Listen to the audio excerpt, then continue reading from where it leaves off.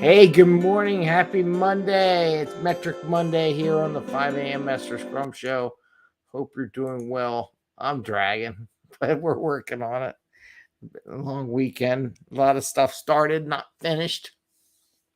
Classic hoarder. At least I'm helping my son get out of his hoarding thing for baseball cards, clear his room so we can do stuff. But then it's all coming into my office, which is not fun. So I have to get rid of all that stuff too. Hey, today I want to talk about a basic hoarding test. I showed this in a picture. Kind of talk about this picture a little bit. Age and numbers and counts. And from our last week's episode where I talked about confessions of a hoarder, where I'm a hoarder. I do agree. I hoarder to a point, and I'm always working on decluttering, dehoarding. It's a nonstop. Hi, Bubbles. Are you on here in the show? Are you coming on board? Do you need to go to the microphone? Do you have something to say? What do you want to do? What? I don't know what you want. She's here. There's a tail. Can you see it? Ooh, little tail. I got both of them here, by the way. I got Jerry. Bubbles, what are you doing to Jerry? Poor Jerry. Poor Jerry's like, I was here quiet, and then the cat comes. Anyway, we're distracted. Well, by the way, see all the episodes from, I got more episodes coming from the Tales of Bubbles, the calico cat from our GPT experiment. Anyway, we're off topic here, Bubbles. You distracted me. She wanted my attention. Ow. And of course, she's calling me. Anyway, so talk about, we haven't even done the intro. Well, I'm Greg Mester, Scrum Master and Agile Coach, and this is the 5 a.m. Mester Scrum Show, where we talk about Scrum and Agile in a very practical and tactical way, so we can bring value to customer without working extra hard and have a little fun along the way. Apparently, I'm having a little bit of fun here because I got all the critters giving me attention because our mom's out of town. So anyway, today we're talking about hoarding metrics, right? Because last week, like I said, I talked about that show, and now we got a bubble cat. Jerry's definitely a hoarder, by the way. He hoards his toys. What kind of simple metric can you use if you're a hoarder? And I've used this in many ways, and I'll do another metric because it made me think of a different metric that I'll do on next week's episode. But today, I just want to talk about just taking a look at, because I'm actually doing it now, of the backlog and the age of items in the backlog that are not in a done state. Okay. That be another issue, cleaning out issues and tickets and all that stuff that are in a done state, but maybe not completely in a done state, or some stuff that just you need to go back in the backlog and clean up every so often. And this is something we need to do. We go back and forth in this hoarder state. We'll build up some stuff. You got to tear it down. You got to clean it, and you got to constantly flush out the system of junk. Really, I mean, that's the truth, right? So one of the easy metrics I do is I do an age and count. Now, a lot of the systems kind of do it. They don't do it. They don't give it to you. So it's just as easy to export everything that's not in a done state into a spreadsheet, and then just do some calcs to see whether, between today and when the date it was created, date created is the important, not date started work, but the date created, and see what the time difference is, right? And then you can create a histogram in your spreadsheet with that data and kind of get a look at it. Now, it may look like this, right? It may look like, if you're really good, it should kind of look like, let's do this. It should look like it's coming down and end early. But a lot of these things have these spikes. Maybe there's a big project, people didn't close out stuff, and it just comes down way out in the distance, like years. I'm going to talk about years because I've seen this in many companies where stuff's been sitting there for years out there, and the thing. And when you do this metric, you want to do it every so often. You want to revisit maybe like once a month. Let me see. Let me get a black pen. It's better. Maybe once a month.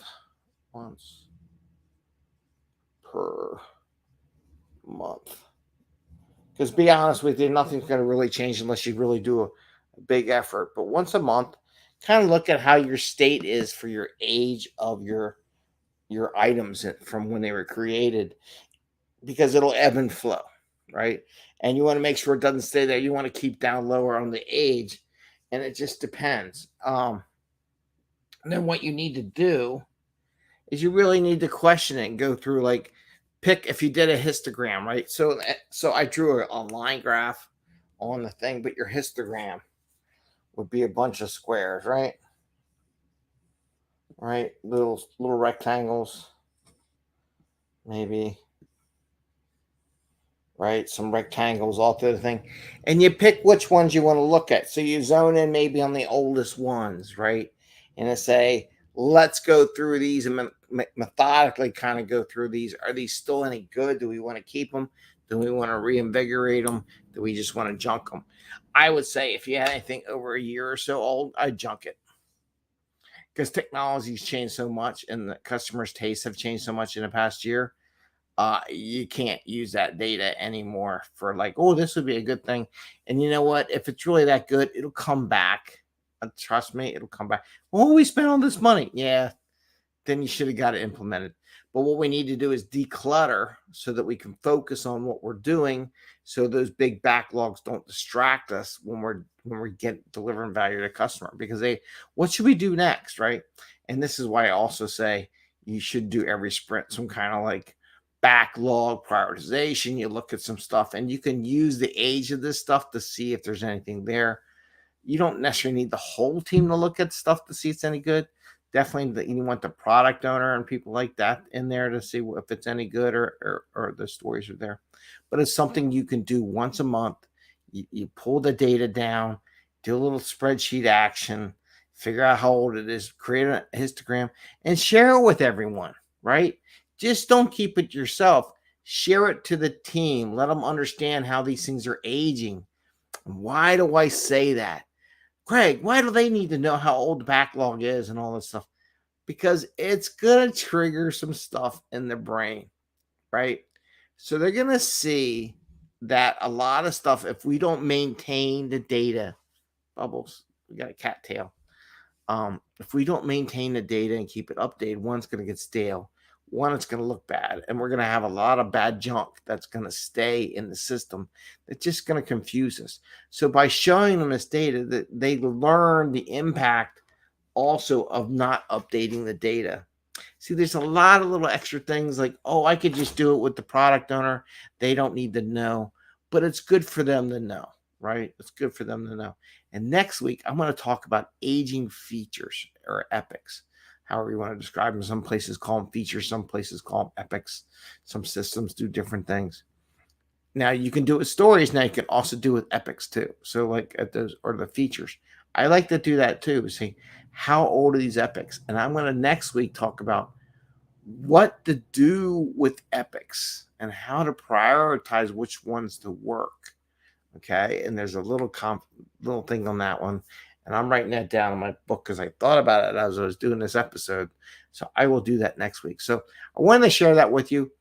See the test if you're a hoarder. If your graph looks like this and you got stuff way to the right or left, or depending how you're looking at, like really super aged histogram, then you're a hoarder, right? And you need to work on it.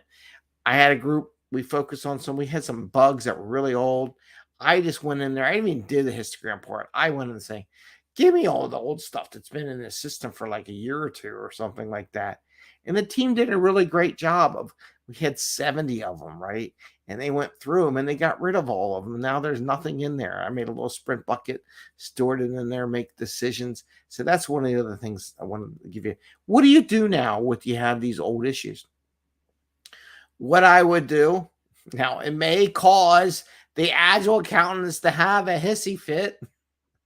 I like to create a little sprint backlog, a little like old issue sprint backlog, junk backlog.